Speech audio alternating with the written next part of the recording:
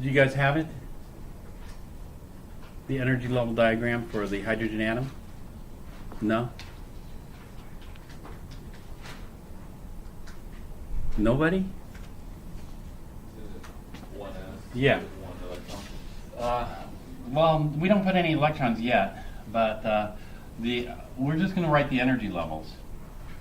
Because 1s, it doesn't have to have the electron here. The electron could be at the higher energy levels. That would be an excited state. If it's down here, we call it the ground state. But I didn't tell you if it's excited state or a ground state yet. And so 1s is also called what? AKA? Ground state, AKA 100. What do I mean by 100? Did you guys have a chance to review yesterday's stuff? Maybe not. So maybe I'll just go from here. So we got the N, L, and M values. And if N is 1, then we can't have an L value. And so basically we look, N is equal to 1, L is equal to 0. We can't have an L value equal to 1. That would violate what? What's the maximum L we can have?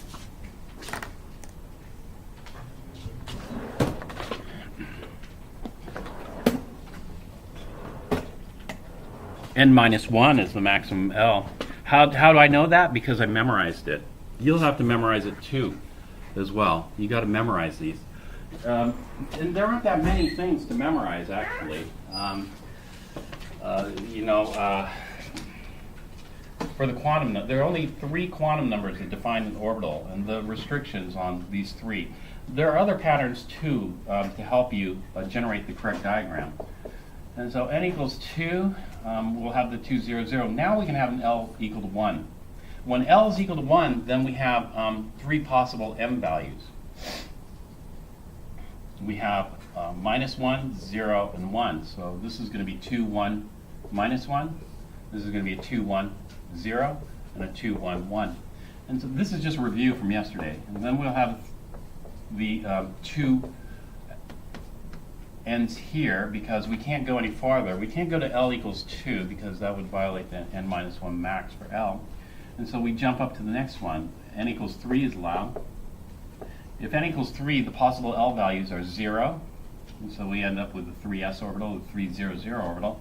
And then we could have L equal 1. And so we'll get these 3, 1, minus 1, 3, 1, 0, and 3, 1, 1. But now we can add another L value. The next L value we can add is 2. So we can go 3, 2.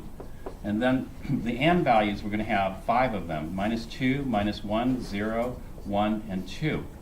And so we get the 3, 2, 2, minus 2, 3, 2, minus 1, 3, 2, 0, 3, 2, 1, 3, 2, 2. Now we call these the d orbitals, so this would be the 3d, here's the p. But can we go to L equals 3? No, we can't go to L equals 3, so we jump up. We go to the next level, n equals, right? N equals that. And then what's the top, at the top of this? N equals infinity.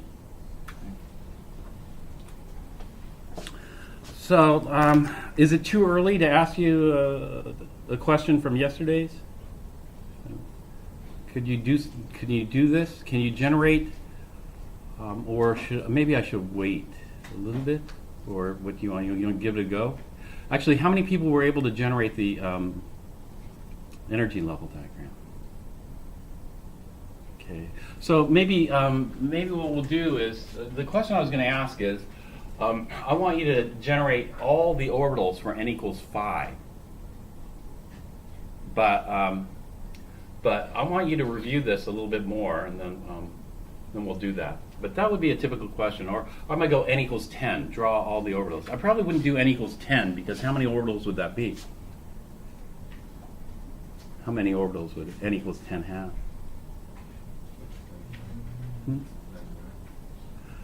Not 99. Close, very close. 100. 100 orbitals. And so I wouldn't make you do that, but n equals 5 I'd make you do, because I know n equals 5 is only going to have how many orbitals? 25. So n equals 5, n equals 6 is no big deal too. There's only 36 orbitals. Do that. Not and not take too much time. But we'll do that. We're going to do that again later. And instead, what I want to talk about now is this. All these orbitals have the same energy. Now, why would, these orbitals look totally different. The s orbitals is spherical, the p orbitals this figure 8, the d orbitals this kind of cloverleaf thing. Why do all those orbitals have the same energy? And all these orbitals have the same energy because an electron in here would have the same effective distance. And so this is for one electron. This side is. So the hydrogen atom is one electron. If I went to the helium plus, what happens with helium plus is it has the same, but since the nucleus has 2 protons instead, the interaction's stronger, so it actually pulls down these energies lower.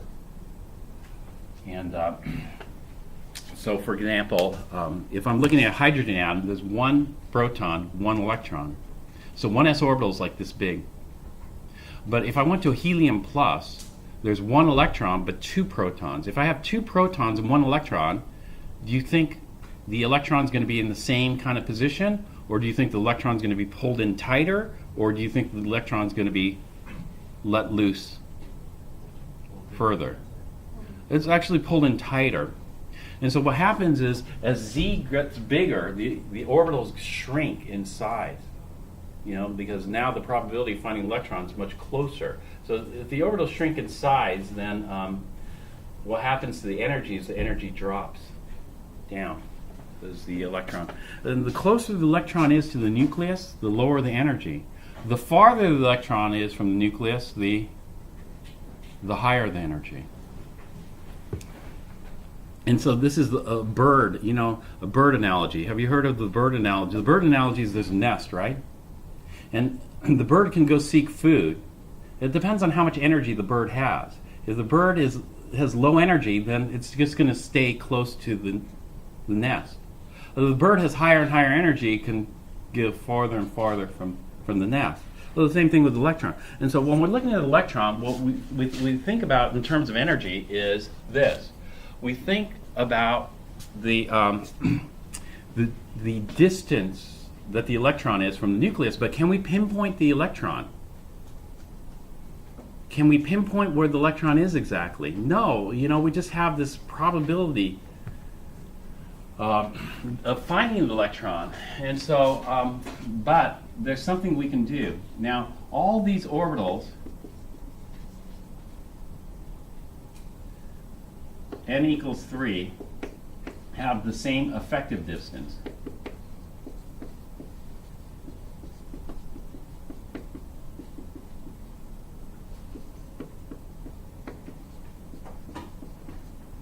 From the nucleus. All these, when we look at these orbitals look quite a bit different in terms of, the probability distribution. And so let's look at something like n equals, let's look at the 300 wave function. If we look at the 300 wave function, it's going to look something like this, where, actually, let's go with psi squared. Psi squared 300. It's going to look something like this, where the highest probability is close to the nucleus. And then it drops. How many nodes? Do you know how many nodes this has?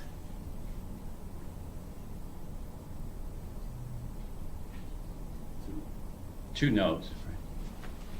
How do you, how best to memorize this stuff? How best to memorize it is just, repetition. So, yesterday you talked about it, so maybe one time you saw it, and then today, and then, it's on your own. It's up to your own prerogative to do it. But if you only see it once, of course you aren't going to have it memorized. It takes time to absorb it and then remember it. Like all these rules. I remember all the rules because I've done it like 10,000 times. When you do it like 10,000 times, it's easy, right? So how you can make it easier for you is just start memorizing and and you have to have these memorized. Start memorizing because you have, you can see it at least today, and then the test is on Thursday, right? And so today, and then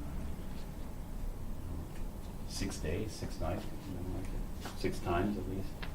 Not quite like 10,000, but it'll be okay. All right, so we're going to have 2 nodes here. Wave function looks like this. This is just psi. To get the probability, we have to square it because we don't want negative probability. And so when we square that, this negative turns into positive amplitude. So we'll just go ahead and square that. So if we square this, then we get the probability of the probability distribution. So this is not to scale, but it's going to be something like this, right? Hit here. And then this is going to converge to 0 at infinity. So here's our node, here's our node. But when we square it, we lose what we call the phase information, the amplitude information. If we lose the amplitude information, we just do this. We call this plus, we call this minus, we call this plus, so that we don't lose that information. Because what we're doing is we're dealing with waves here. When we deal with waves, we've got to know, is it positive amplitude or negative amplitude? When we look at the orbitals themselves, the orbitals aren't going to look like this. They aren't going to have a color coding. They're just going to have some kind of probability. And so, what is the effective distance that the electron is away from the nucleus here? When you look at the electron, where's the highest probability? The highest probability is right at the nucleus. In fact, the highest probability is right here. So would the effective distance be 0? Because, we expect the electron most probable distance to be right at the nucleus. The highest probability. It looks that way, doesn't it? But it's deceptive because, even though it looks like the highest probability is here, the effective distance is out here.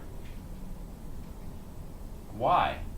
Why is the effective, and actually, how can you say what the effective distance is? Because the electron might be here, might be here, might be here.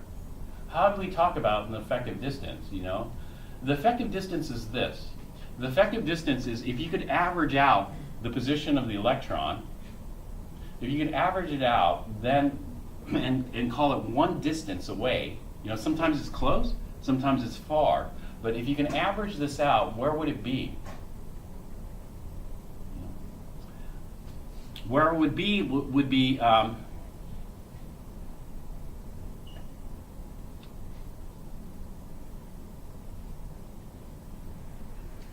something what we would call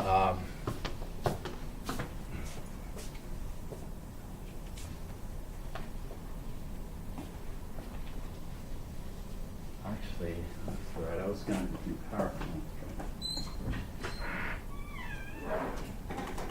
Start the computer up.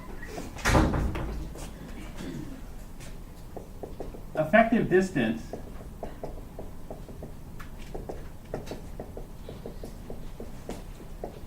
is given by the RDF.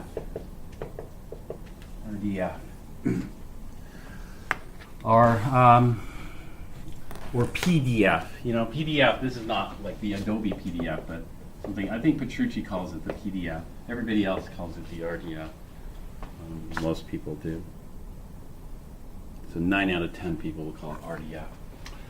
RDF, what it stands for is the radial distribution function.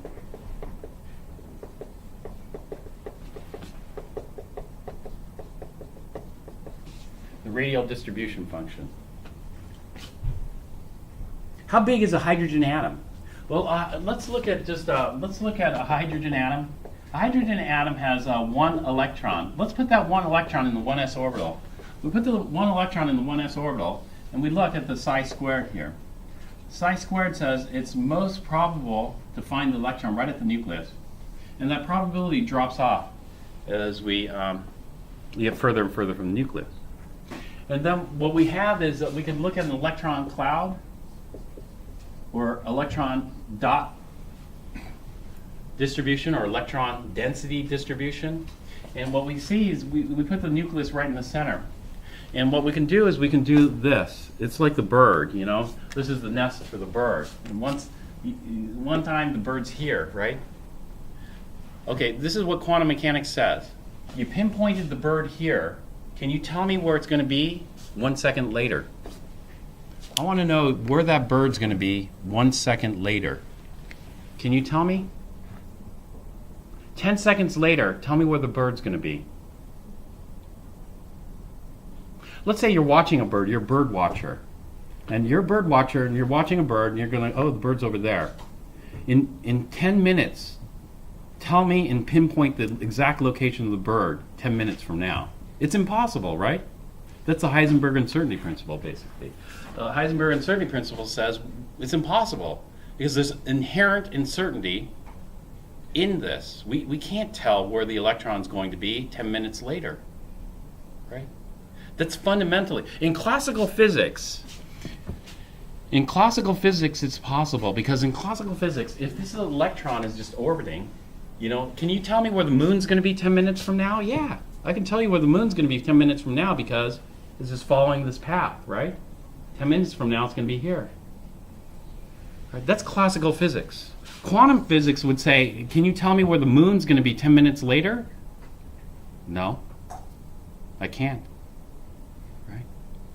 Well, that's the situation here. I pinpoint the electron here. Okay, it's there, and then 10 minutes, you know, a minute later, it's here. Right? A minute later, it's here. You know, because if I pinpoint the electron, I don't know where it's going, which direction it's going, how fast it's moving. All these things I don't know, right? Because I just pinpoint. I took this snapshot. Boom, the electron's there. But anyway, we continue on. And what we're going to do is, over time, it's going to look like this. Oh, electron's here. Once in a while, it's out here, right? But, you know, this doesn't have that much energy. This electron's the lowest energy. It's the 1s. And so, you know, the probability of finding it way out here is very low because, you know, to get this far out, it would require quite a bit of energy to, you know, escape the pull of the nucleus. And so the dots are going to hover around here. That's what the peak is. You know, this peak is the highest density of dots, right? The most dots here. As we go out further and further, the dots become less and less. So how big is the hydrogen atom? Well, you know, what did Bohr say? Bohr said that the first radius for the hydrogen atom was what?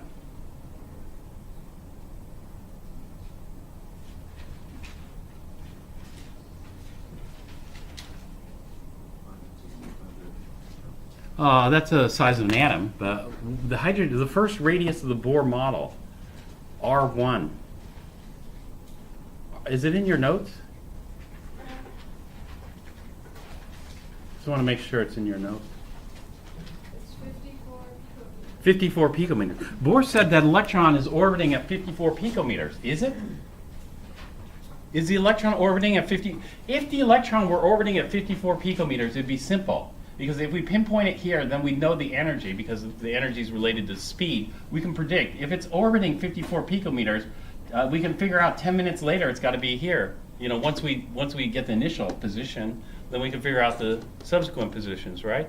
And so in the Bohr model, there's no Heisenberg uncertainty principle. We could figure out where the electron's going to be, because it's just orbiting like a satellite. You can figure out where the satellite's going to be 10 minutes later, right? For macroscopic objects, you think, well, the Heisenberg uncertainty principle holds for all matter. And so even though I say we can pinpoint where that satellite's going to be, the satellite's subject to the Heisenberg uncertainty principle too. And so if the satellite's subject to the Heisenberg uncertainty principle, then why don't we say, well, we don't know exactly where it's going to be 10 minutes later? Why don't we say that? Why we don't say that is because of this. This is the uncertainty in the position, the uncertainty in energy is going to be greater than or equal to h over, what is it, 4 pi? H is 10 to the minus 34. Pi is 3.14, right? And so when we look at the uncertainty, the uncertainty for if you had an uncertainty in the satellite position of, let's say, 10 to the minus 10 meters, what are we talking? We're talking about the size of an atom. Depends on what the energy is, of course, I think. And so for large objects, the amount of uncertainty is so small, it's negligible, you know, for macroscopic objects, because, you know, the uncertainty is just... But for extremely small objects, then that uncertainty becomes much more significant. And so for an electron, that uncertainty is quite significant, but for a satellite, it's insignificant. But anyway, the Bohr model would predict a path, you know, an orbit of 54. Where did the 54 come from? Do you see the 54 here? At 54 picometers, do we see something happen here? That is, let me ask you this. Does the 95, remember I had the 95% shell? And so if we keep 95% of the dots within this, then we get 95%. Oops, doesn't look so symmetric. But this is our 1s orbital visualized. 1s orbital visualized is like this hard sphere. You know, typically when we think about a 1s orbital, this is a 1s orbital. But there is no wall here, right? There's no real boundary here. Is this the size of an atom? You know, the hydrogen atom, is it the 95% shell?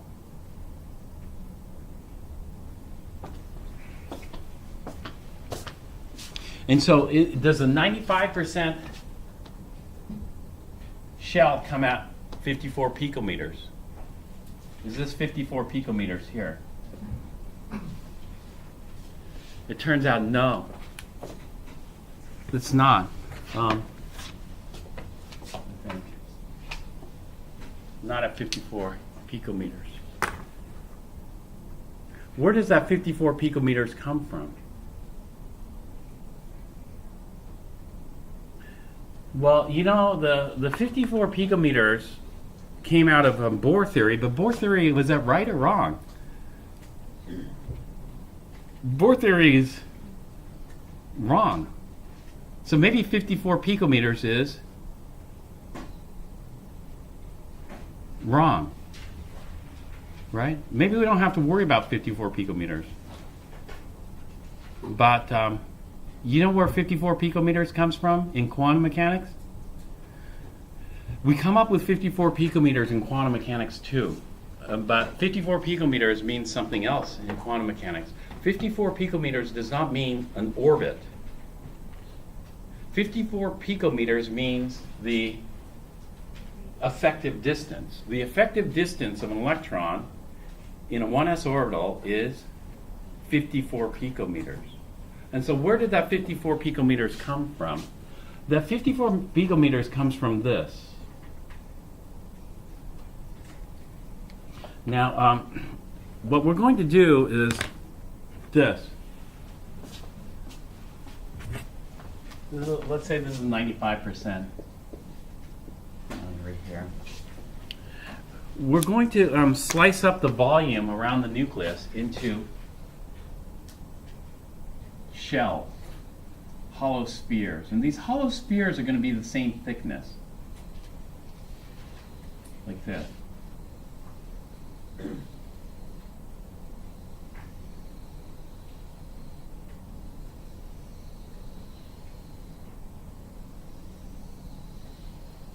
Etc.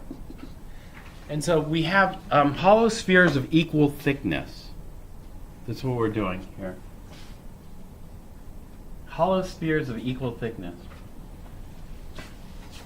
And so essentially it's going to be like this.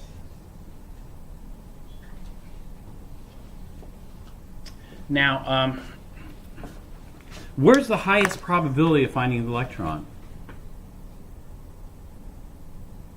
The highest probability of finding the electron is right at the nucleus, because that's where you see the most dots. But when we look at the shell right at the nucleus, will the shell right at the nucleus have the most dots? Well, you would expect it to, but it doesn't. The reason it doesn't is because of its small size, its small volume.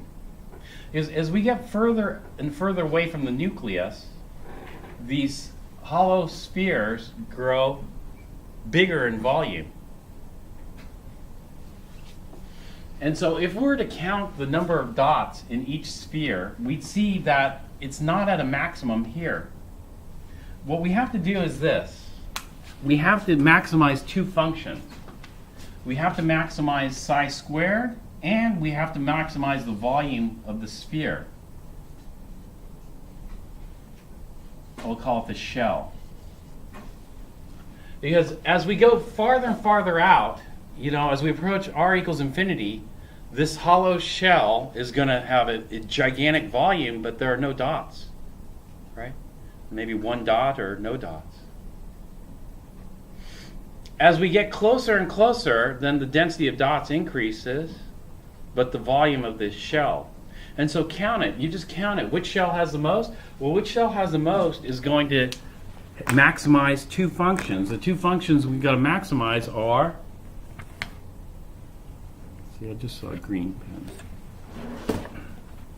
The two functions that we're going to maximize are this. We're going to maximize the probability and the volume. When we maximize the probability and the volume, we get a function that looks like this. And so this is going to be where we're going to see the most dots.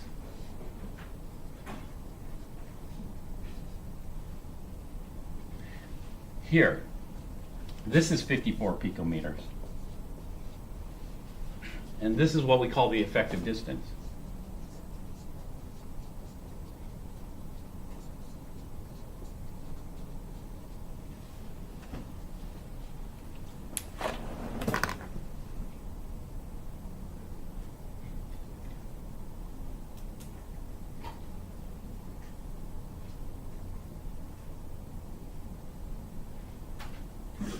So when we look at the three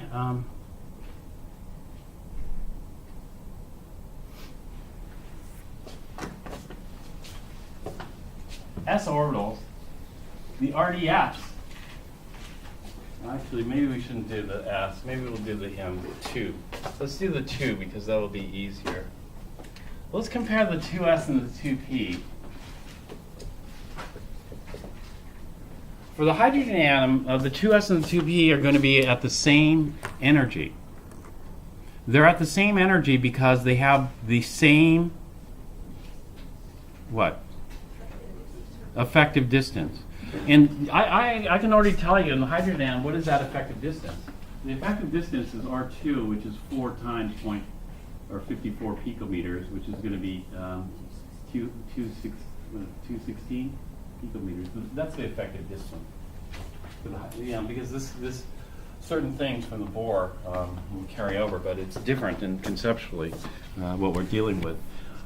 But when we look at the RDFs look different. Because when I look at the 2s, let's say the 2s is RDF, and I have a node. I'm going to deal with the node. 2s might be something like this, where the node, is going to be 0 probability of finding that. The 2s. Now the 2p looks a little bit different, but what would you say the effective distance? The effective distance this is the RDF, is the maximum of the RDF. So that would be here. For the 2s, this would be 216 picometers, say. But for the 2p, what should the effective distance be? The effective distance should be 216 picometers, right? Sorry, it was 206. Was it 206? Okay. Well, anyway. You don't have to have these numbers memorized. So don't bother memorizing. we just know that this is the effect. Because the reason you don't have to memorize this is because it only works for the hydrogen atom, that distance. Other atoms will have a different effective distance, right, for their orbitals, because a 2s orbital on hydrogen is different in size and energy than a 2s orbital in helium. In helium, a 2s orbital is smaller and lower in energy than in hydrogen. And so that means in helium, the effective distance of a 2s electron is closer than in hydrogen. So don't worry about the numbers, because if you're memorizing the numbers, you're only memorizing for one atom. This is why Bohr model was abandoned. Do you want to just deal with one atom? Actually, maybe you do, because let me tell you, because I had to do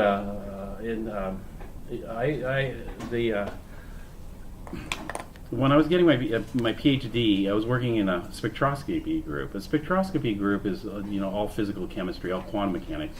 But I was doing other stuff. I was doing synthesis mostly. But and so I decided, I'm going to sit in on a quantum in physics, right? And so I sat on a advanced quantum class in physics. In physics, there are two books, Volume 1 and Volume 2. Volume 1 was like 1,000 pages. And you know what that was? Quantum Mechanics Volume 1, hydrogen atom. The hydrogen atom, that's it. 1,000 pages of hydrogen atom. And then Volume 2 was a little bit of multi-electron. Actually, no, Volume 2 was starting in multi-electron. Multi-electron. So it was that thick. So maybe you do. And so the running joke amongst chemists regarding physicists is the physicists only deal with the hydrogen atom. This is kind of the inside chemistry joke. And after you take a quantum class like that, you begin to believe so. That's all they deal with, the hydrogen atom. But it's not true, of course. Well, anyway, let's go back to this. So you would expect the 2p to be the same, but the 2p is not the same. In fact, the 2p, what do you think, is closer or further away? The RDF.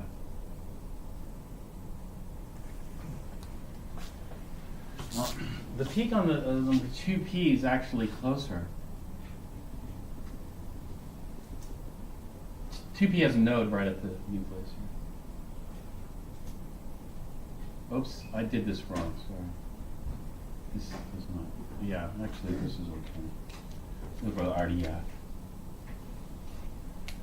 And so 2p is something like this, or peaks out sooner.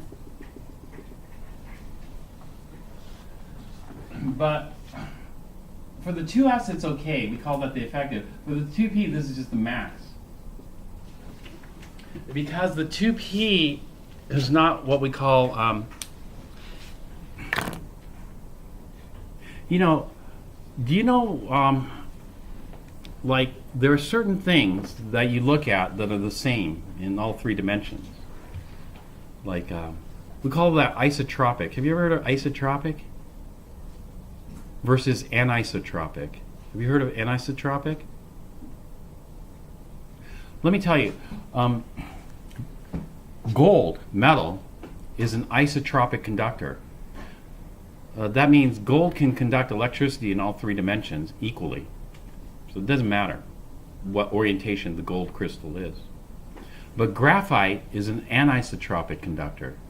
Graphite can conduct electricity in two dimensions easily, but it's an insulator in the third. And so if you look at a gold graphite crystal on the Z, which is usually oriented, it's an insulator. And so if you put an electrode here and an electrode here, it doesn't conduct electricity. However, on the XY plane, it conducts electricity like just as good as copper does. That's anisotropic. It's because of the structure. Well, we have to think in terms of symmetry like this. These spherical symmetry is isotropic in all three dimensions. It looks the same. So if you're standing at the nucleus, it looks the same no matter where you look, right? But a p orbital is not. A p orbital is different because a p orbital is like this. This is a p orbital. And so what we see is when we're looking at the p orbital, the max and the effective distance is here. Let's say it's around here. This is the max.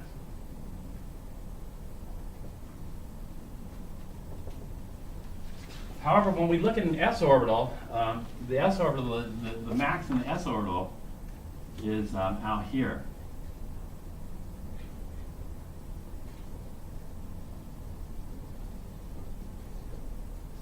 This is the max. And so when we look at the RDFs, they have two max. So where's the electron? Well, it looks like the electron in the s orbital is here, and in the p orbital, the most probable distance for the electron is here. That would be the max in the RDF. That would be the most probable distance. And so if in a p orbital, the most probable distance is closer, shouldn't that have higher energy or lower energy? If the electron's closer to the nucleus, it should have lower energy. And so it looks like the p orbital should be lower in energy, but it's not. Can somebody tell me why? Can somebody tell me how can these have the same energy when the most probable distance, based on the RDF, in the p orbital is here, closer than the s orbital, which is here? Because it's going faster? Not. It could, that could explain it. That could explain it, but not in this case. In this case, the way we explain it is this.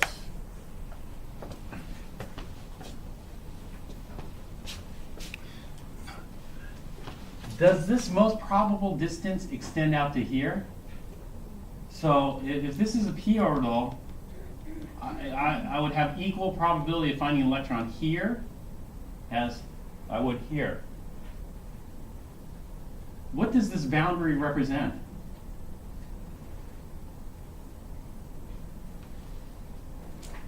What does this line represent? A wall? No.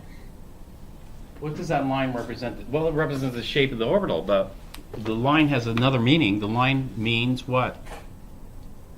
How sure where the electron would be at? I'm sorry? How sure where the electron would be at? Yeah, right. Within this boundary, we have what probability of finding an electron? 95%. Outside this boundary, we have 5%.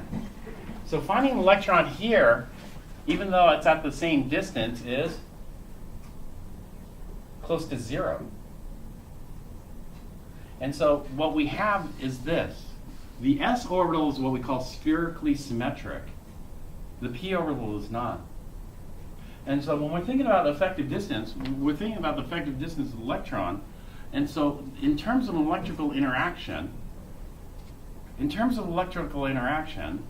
this is more concentrated here, right? Here, it's closer, right? And so what we have to do is we have to imagine, now let's take the p electron, and if we want to figure out the effective distance, its interaction, what we have to do is some physics. We have to say, okay, we're going to limit the electrical interaction to this volume and this volume. But we don't want to do that. What we're going to do is we're going to just renormalize this. If we normalize this over a sphere, and so we call it normalize over the sphere, then this concentrated, well, there's nothing here, there's concentrated here, and so when we look at it, we normalize it over the sphere, we're going to get this.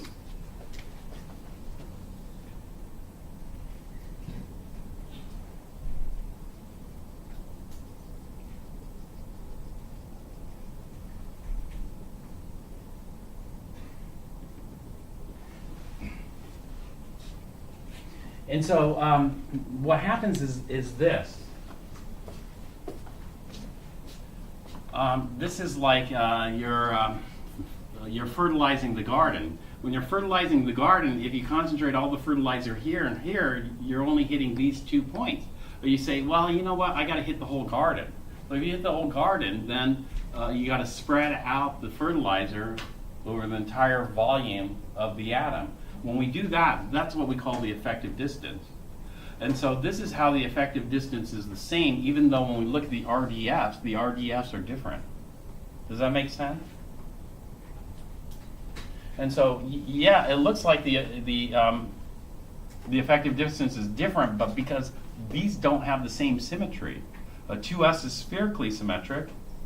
A 2p is anisotropic. A 2s is isotropic. We're looking at an isotropic interaction. The 2p is not. Like I said, there are two ways to deal with this. In physics, you would do either. You'd either spread out the electrical interaction over a three-dimensional sphere, or you would concentrate it using some kind of cone. And concentrate it there, and then figure out the energy. When you figure out the energy, it comes out the same. And so it turns out that the 2b electron has the same energy as the 2s electron, even though their RDFs look like they're different. It's because of the symmetry of the orbitals. It turns out symmetry is very important in science, in chemistry. And so this is why they say, you know, science, if you can visualize things in 3 dimensions in your head, you know,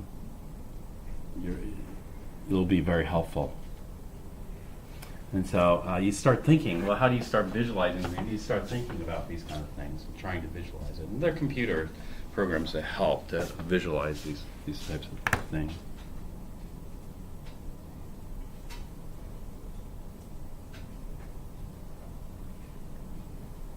Does that make sense or not at all?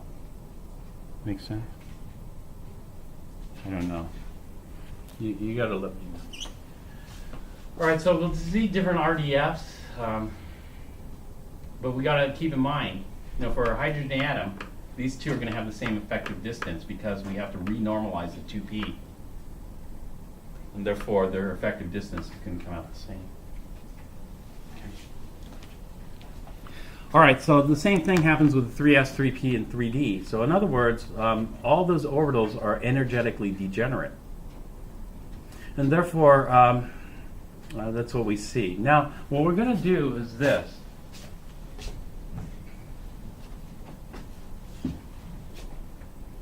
Actually, I drew this a little bit off for the next thing I need to talk about. Let me fix this here a little bit because it drops off more. This is important for the next topic. I'm going to drop off more there.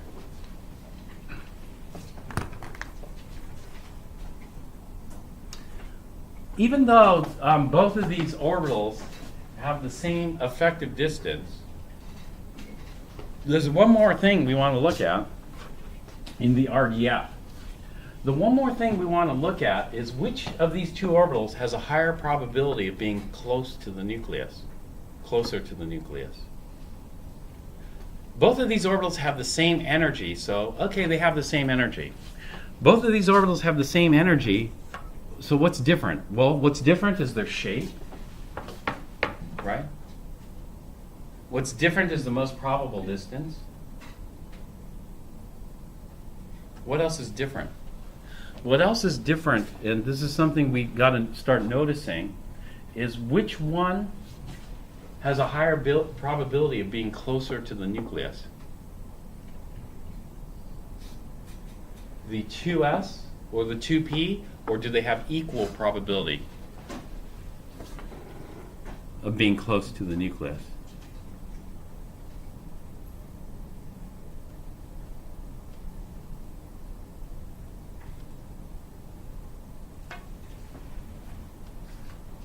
Based on this graph, which one has a higher probability of being closer to the nucleus? Think about it and see. And, run away.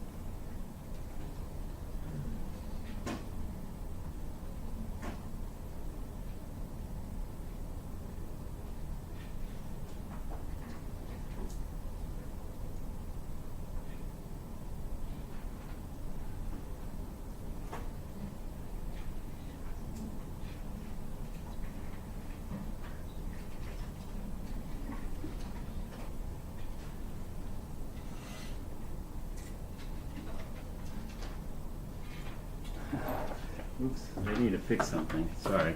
I'm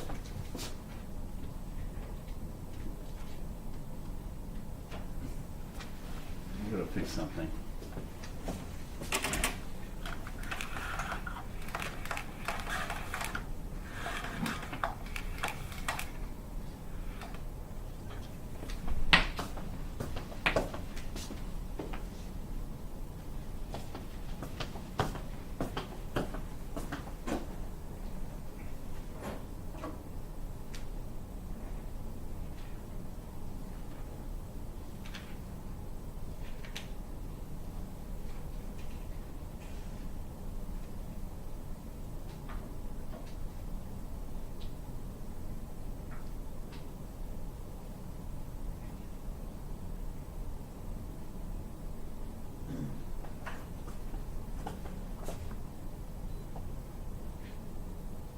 Anybody figure it out?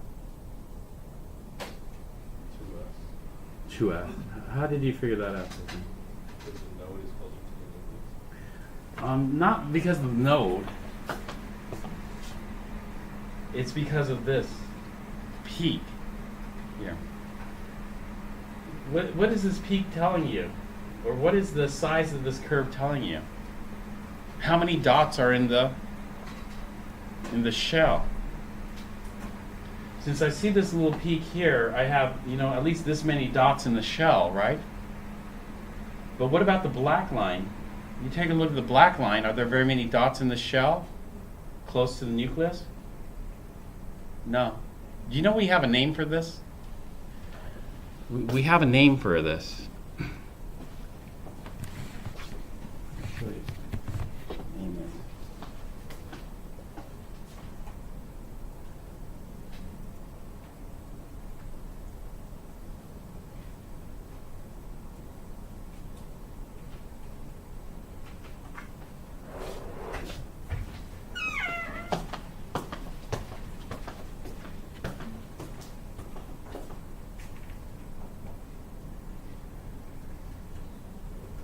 The name is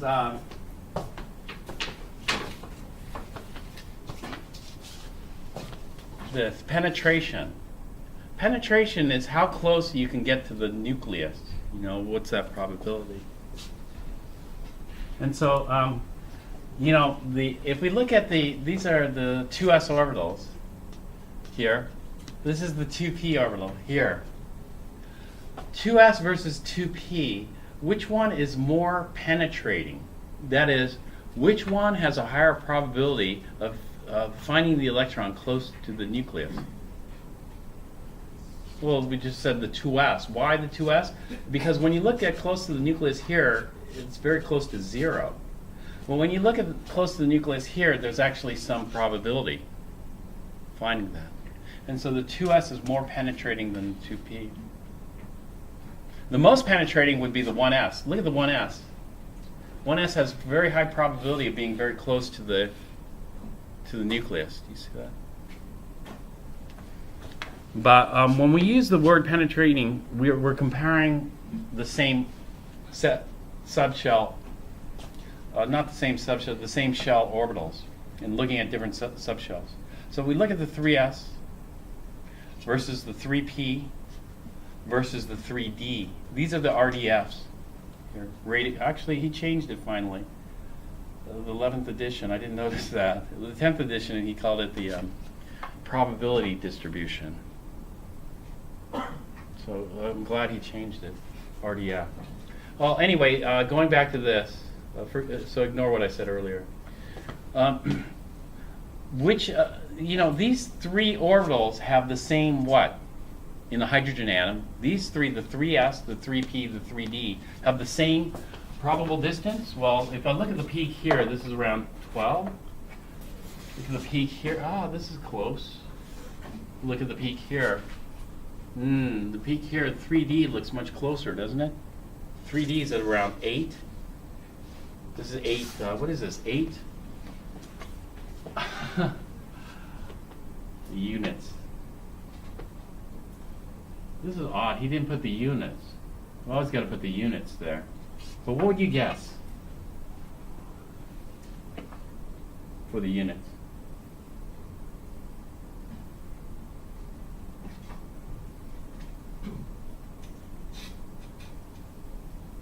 Well, anyway.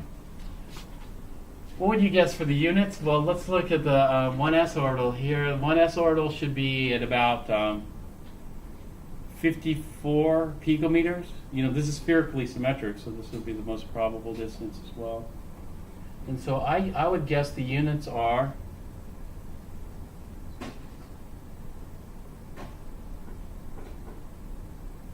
if this is about 54 picometers, then I would guess the units are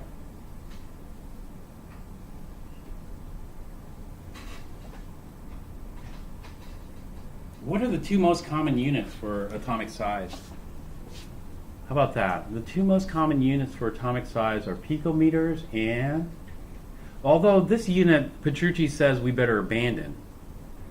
We should abandon this unit because, do you remember that? Units to be abandoned, Appendix C or Appendix D. Angstrom. Well, you know what this looks like to me? When I look at this, even though, you know, this is ridiculous, he has to put the units. If you don't put the units there, that is a serious error. But even though Petrucci says we should abandon the angstrom, you know what I see here? The reason I see it is because I've seen lots of these, but you know what I see? And this is probably what Petrucci's thinking. Petrucci's thinking, oh, everybody's seen lots of RDFs, so they know what the unit is. The typical unit for an RDF is angstroms. He's using angstroms here. This is 0.54 angstroms, right? 0.54 angstroms. So he hasn't abandoned it quite yet, although he's recommended you guys abandon it. But, you know, there's no perfect book anyway, so Petrucci's a pretty good book. And so anyway, these are angstroms. So when we look at this, you know, the peak in the RDF, this would be the most probable distance, is different. But the effective distance is the same. How could that be? How can the most probable distance be different, but the effective distance be the same? How is that possible?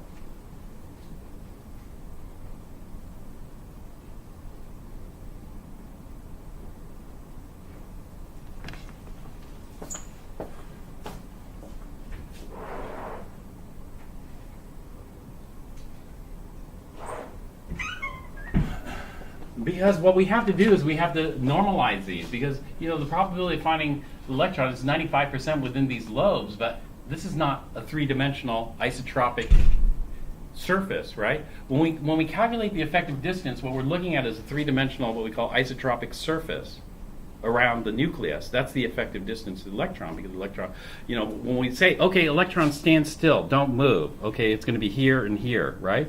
Electron, of course the electron's not going to stand still. The things are going to be moving. And so here, when we do the effective distance, we would normalize it over a three-dimensional sphere, correct? And so that's why. And so these are d orbitals. You can see this is quite a bit different here. And so RDF is going to look different.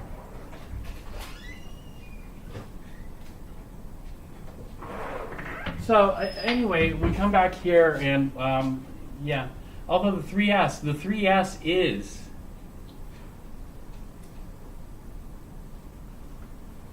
although my calculation is wrong then. N equals 3 should be oh that's right. That is in picometers. This is in angstroms. I think it's okay. Unless I miscalculated. Maybe I miscalculated. Anyway, going back to this, we see these are the same energy in a hydrogen atom, but their penetration ability is going to be different. Which of these is most penetrating? The 3s, the 3p, or the 3d? The 3s. Why? Because look close to the nucleus. You see this blip? Even though it's a tiny blip, that's way better than this, which has no blip there, and this for sure, which has no blip there. And so herein lies the key why the Bohr model failed. The Bohr model failed because of penetration and what we call shielding. Shielding. And so